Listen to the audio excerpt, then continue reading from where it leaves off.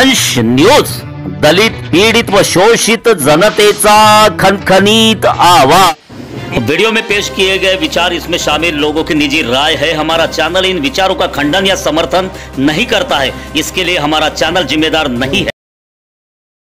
ग्राम पंचायतचे नागरिक आणि सोबतच पंचायत समितीच्या माजी सभापती, पंचायत समितीचे उपसभापती, दोन्ही उपसभापती आणि विशेषतः ज्यांनी हा प्रश्न उचलून धरला असे सूरज आंबिलडुके आणि त्यांचा SRS ग्रुप, हे सगळेजण आम्ही एका विषयाला घेऊन आज इथे जिल्हा परिषद मध्ये आलेलो आहोत। जिल्हा परिषद मधील भुगाव ग्रामपंचायतच्या सचिवाने आणि भाजप पक्षाच्या सरपंचाने, काय सचिवाचं नाव राजेंद्र गाडगे आणि सरपंच नितेश घुगरे आणि त्याच्यासोबत पूर्ण टीम आणि भाजपाचे पदाधिकारी यांनी महाराष्ट्र सरकार झुडपी जंगलाची जागा ही 30 वर्षासाठी लीज करून दिली, म्हणजे एक प्रकारे विकली। आता ओट चोरी झाली आणि जमीन चोरी नव्याने सुरू झाली। तर अशा प्रकारे त्यांनी ही पूर्ण रजिस्टर्ड अशी लीज लावून दिलेली आहे, रजिस्टर्ड लीज झुडपी जंगलाच्या जागेची। आणि याच्यावर ऑब्जेक्शन घेण्यासाठी 15/11 या लीज झालेली आहे 23 मध्ये तारीख सांगितलं, लीजची तारीख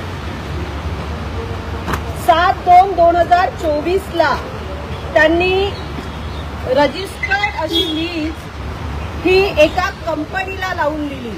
ती कंपनी देखील असं म्हटलं जाते, आम्हाला नक्की नाही माहित, पण असं म्हटलं जाते का भाजपाच्या बड्या नेत्याच्या जवळच्या व्यक्तीची ती कंपनी आहे असं म्हटलं जाते या भाऊप्रकारांनो। तर त्या कंपनीला 30 वर्षासाठी दिली। सगळ्यात आधी आमचे प्रश्न आहे की ग्रामपंचायतच्या सचिवाला आणि सरपंचाला एखादी शासकीय झुडपी जंगलाची जागा एखाद्या कंपनीला लीजवर देता येते का? आणि जर ते अनाधिकृतपणे भ्रष्टाचार करून लाखो रुपयाचा व्यवहार करून जर त्याने अशी कारवाई केली तर अद्याप, म्हणजे आम्ही याची तक्रार करून 15 दिवस झाले, पण मग अद्याप त्यांच्यावर कारवाई का झाली नाही, त्यांच्यावर गुन्हा दाखल का झाला नाही?